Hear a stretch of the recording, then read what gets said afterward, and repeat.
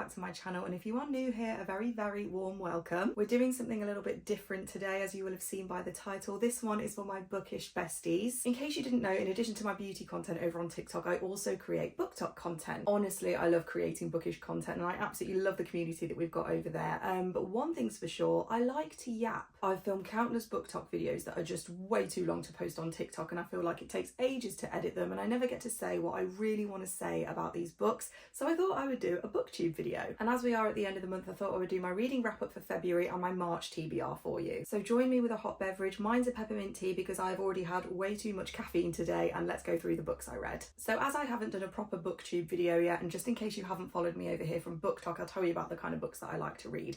I am very much a fantasy girly. I pretty much like all types of fantasy, epic fantasy, urban fantasy. I really like romantasy as well. I also quite like YA fantasy. I read sci-fi, dystopia, and I also read literary fiction, particularly written by women and about the women's experience. But to be honest, I will read anything. There's not really much that I won't read. I don't tend to kind of lean towards crime books or thriller just because that's not really my thing.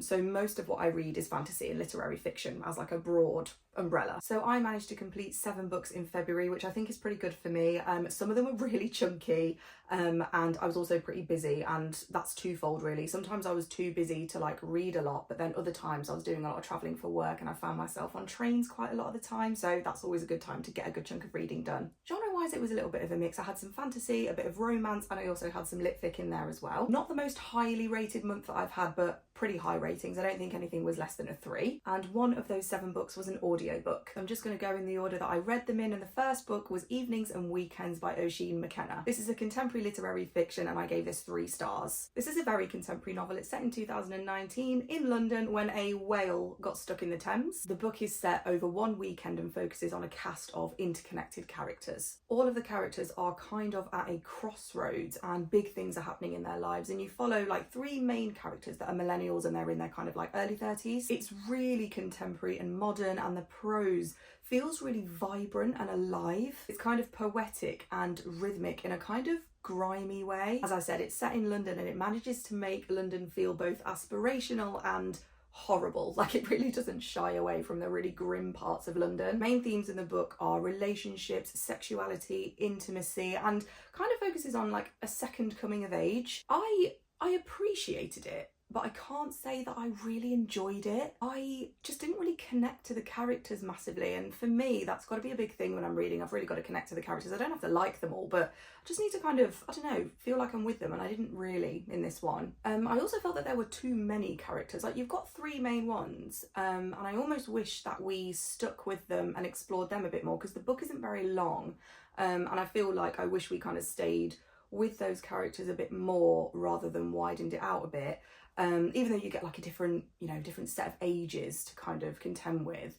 And I don't know, it does make it feel like really bustling because it's over this one weekend and you're kind of dotted around all these characters. But I don't know, I wish we kind of focused just on the 3, because there was a lot to unpack with those 3. So yeah, that was actually my lowest rated book of the month. So it was all uphill from there, but it was a bit of a shame because I was hoping to really like that one. I'd put off reading that one for a while just until I was in the right mood, and maybe I wasn't in the right mood, but I don't know, didn't really connect with it. The second book that I read in Feb was Assassin's Quest by Robin Hobb. So this is the 3rd and final book in the Farseer trilogy by Robin Hobb, and it's the end of the first trilogy in the whole realm of the Elderlings. I started reading this trilogy in December, so I read the first book in December, the second book in Jan, and finished up this one in February, and I gave this one 4.5 stars.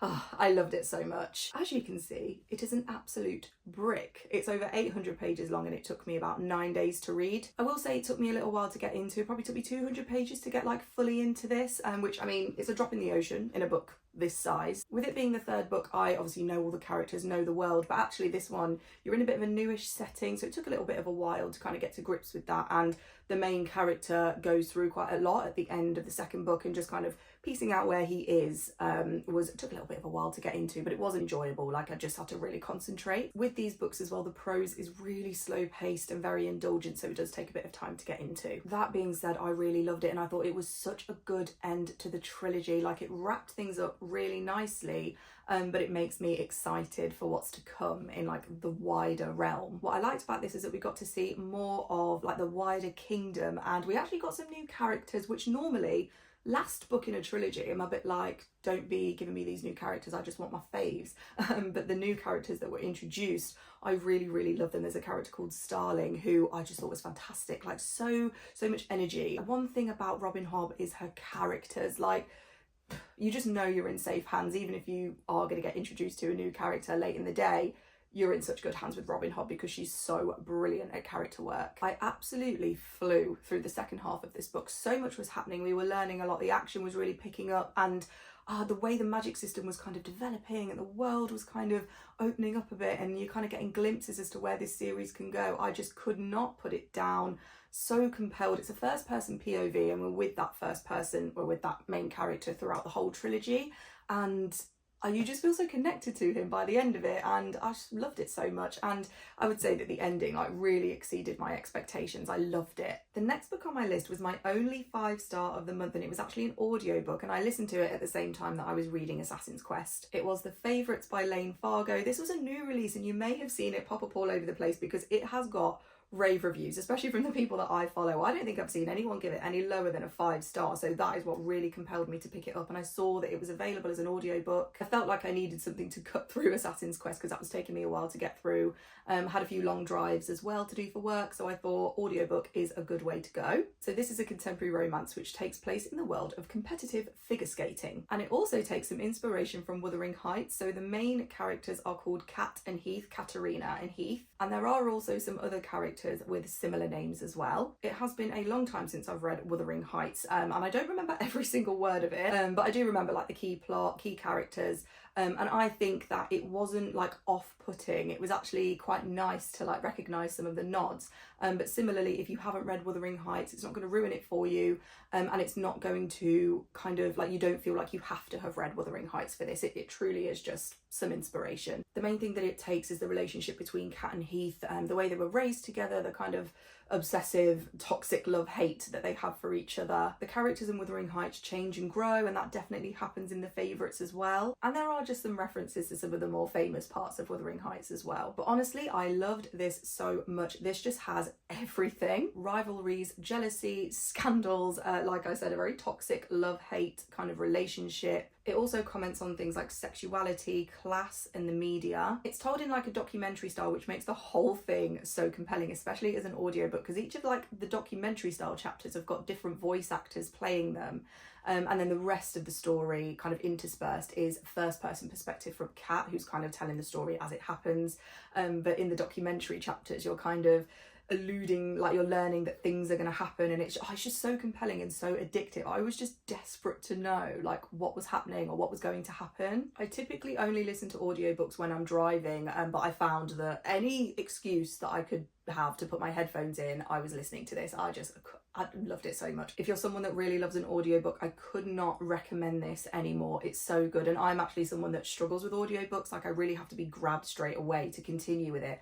And this is just fantastic. But that being said, I do really want to buy a physical copy because I enjoyed it so much, and I do really look forward to rereading this one day. Then I read Part of Your World by Abby Jimenez, and I gave this one 3.5 stars. I was kind of flitting between 3.5 and 4, but I ended up on 3.5. It's a very cute romance. The FMC is called Alexis and the MMC is Daniel, and they are from completely different walks of life. Alexis and her friends are very much giving Grey's Anatomy, whereas Daniel is giving Virgin River. I found this book really easy to devour. I started reading it one morning and I read 40% before I had to go to work. So very easy to devour. Like the writing's really accessible, really easy to get into, and just kind of takes you in so easily. Really, really cute. And Daniel is the greenest flag you ever did meet. Some things did kind of grind on me a little bit, which is why it kind of had a lower rating than I thought it was going to get. It's really easy to see that these two characters have really good chemistry. So what I didn't appreciate was, and it was dual POV, both of them constantly saying how good their chemistry was. It just really annoyed me for some reason. I just think, no, we can actually tell that you've got great chemistry. You don't need to tell us. So that kind of annoyed me a little bit. And I also found a few things a little bit unbelievable. There's a bit of an age gap between Alexis and Daniel, which is totally fine. I think Daniel's in his early 20s and Alexis is in her mid 30s. But Alexis, this girl, does not know how to peel a potato. And she's a doctor.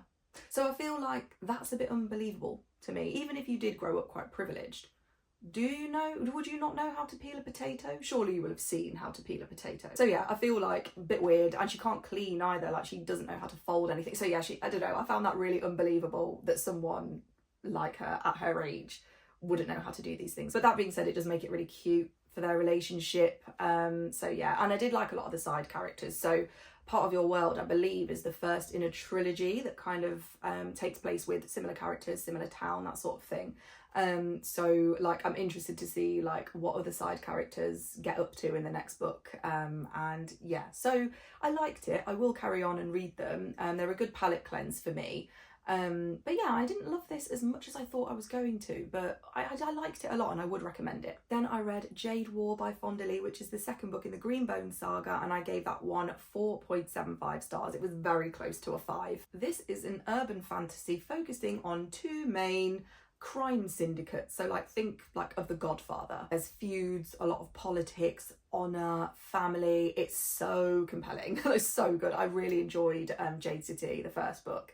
And I waited a couple of weeks before reading Jade War, and I found that it carries on from the first book really well. Time has passed, and actually, like, of the first 2 books, takes place over a number of years, and I really like how the passage of time is dealt with in this. It doesn't feel like you're skipping loads. It's just really nice, really seamless. But the world building and the politics is immense. This world is steeped in history and intergenerational politics, and I can't believe that it's fiction. Like the amount of work that you can tell has gone into this, into crafting this world, is so rich. I am obsessed with every character, and they're all kind of morally grey, but you just really understand their motivations, where they're coming from, and it's so hard not to be drawn in by them all. And there are a lot of characters, and like I said, because a lot happens because it takes place over a number of years, you get so much growth, loads happens, and it's just, yeah, so good. Like these characters, I think about them a lot. Many parts of this book had me on the edge of my seat, and I actually finished reading this on a train journey. I don't normally like reading or like finishing books on a train because I never know what state it's going to leave me in.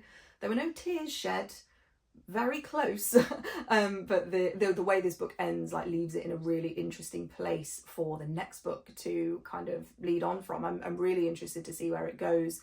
And I haven't got Jade Legacy yet, but I really want to read that soon. I think I'm going to read that next month in March, but that is creeping into my March TBR territory. Then I read A Sea of Unspoken Things by Adrienne Young. I gave this one 4.5 stars. This book was kindly sent to me by the publisher, and this actually was one of my most anticipated releases of 2025, having read other 2 books by Adrienne Young, which is The Unmaking of June Farrow and Spells for Forgetting. So when they reached out and asked if I wanted this, I was like, yes, please. I was so grateful. This one was really similar to Spells for Forgetting. So we have James, who returns to Six Rivers, which is her very rural hometown, following the death of her twin brother Johnny. She goes back home to tie up a few things, and there's a bit that she needs to uncover with regards to his death. Adrienne Young is so good at pulling you into her books with these atmospheric settings and really compelling writing. This book is pretty short, it's under 300 pages, and the way that I felt so connected to the stories and the characters was just amazing. I really enjoyed reading this. This is a mystery book, and if you like something that's plot driven, I would really recommend this. I was really invested in what they were trying to uncover, and it's the perfect length to create tension, keep you guessing, and get like a really rewarding payoff. I also really love how Adrienne Young writes romance. It's definitely a subplot, but there's just this thing about James returning to this hometown that she hasn't been to for 20 years and seeing these people that she hasn't seen, you know, coming back to these relationships. Oh, so good. I really would recommend this, and it's a really nice short book. And then the final book that I read in February was a bit of a bonus. It was Amid Clouds and Bones by Ella Fields. I gave this 4 stars. I finished A Sea of Unspoken Things quite quickly, and I was just looking for something short to read to try and squeeze something else in the end of the month. I also saw that Luce was reading this in her book club, and if you don't know Luce, where have you been if you're on BookTok? Follow her BookTok, follow her BookTube as well. She has the best recs. I never fail to add everything to my TBR from her videos. But she was reading this on her Fable book club, so I thought I would pick it up and see if I could join in for the last couple of days. It's a romantasy standalone, and I haven't actually read romantasy in ages, and I just really fancied it. This was also on Kindle Unlimited, and I'm a subscriber of Kindle Unlimited, and yeah, it's not too long, it's like 400 pages. And when it comes to romantasy, I have been quite critical of it of late, but this, I just really enjoyed it. I read the first few chapters and I was like, okay, I know what's going on here. I can see where this is going. No. For a short book and for a standalone, had so many twists. I feel like I've got whiplash. It's spicy, but it's not spice heavy, and there's still a good amount of tension throughout if you like romantasy and you like a bit of tension. The plot is quite simplistic and doesn't try to do too much, which I think is good, and I think that's what makes the twists really land, because it's quite a simple plot, but you're like, oh my god, I didn't see that coming. So you've got the unseelie and the seelie courts, and like the human court as well. You've got marriage pacts, alliances, bargains. I hadn't read anything by Ella Fields before, and I really like her writing. I feel like her descriptions are really beautiful. The world that she's created is so lovely, and it just like really pulls you in. I will say I did find some parts confusing, like the dialogue, who was talking, what was kind of going on. That was a little bit confusing for me, and also some of the thoughts, like the characters processing things, little bit confusing, but that's just a small point. But overall, like I said, it's such good fun, and if you're a fan of romantasy, I would recommend this. And even if you're kind of dipping your toe into romantasy a little bit, this is a good one, because you don't have to commit to a series. It is a standalone, and it's kind of like spicy Cruel Prince is how I would describe it. So that is it for all the books that I read in February. Now let's move on to my March TBR. Like I said, I've kind of been craving a bit of romantasy, and I have a couple on my TBR that I'm really excited for. The first book on my TBR is going to be the book that I'm going to start as soon as I possibly can. As soon as I have stopped filming, I'm going to start this book, and it is The Night and the Moth by Rachel Gillig. I feel so lucky to have this proof copy. I can't even tell you. If you haven't heard of Rachel Gillig, she is the author of One Dark Window and Two Twisted Crowns, which is a gothic feeling romantasy duology. I loved that so much. It's like a 5-star duology for me, one of my favourite, or two of my favourite reads from 2024. I had this as another one of my most anticipated releases in 2025. This actually comes out in May, and when they reached out to me to see if I wanted this, I could not have replied to that email any faster. So grateful to have this copy.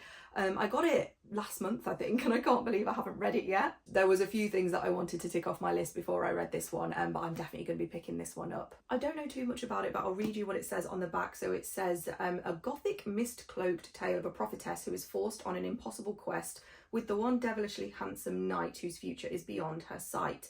I feel like I'm really going to enjoy this. Like, what I'm expecting is something really different, really original, something quite atmospheric and a little bit dark in places. And I'm expecting really like beautiful prose from Rachel Gillig, just like One Dark Window and Two Twisted Crowns. So excited, cannot wait to start that. The next book is a new release and one that I have been desperate to have in my hands, and it's The Rebel Witch by Kristen Ciccarelli. So this book follows the Crimson Moth and it completes the duology. I will admit I was a little bit jealous of everybody receiving arcs of this, because when I read the Crimson Moth, the only thing I wanted in my hands was The Rebel Witch, but I couldn't because it wasn't out yet. I've seen nothing but amazing things from people that did get their arcs. I'm so excited to read this. Crimson Moth is a YA fantasy. Think witches, witch hunters, quite a cool concept.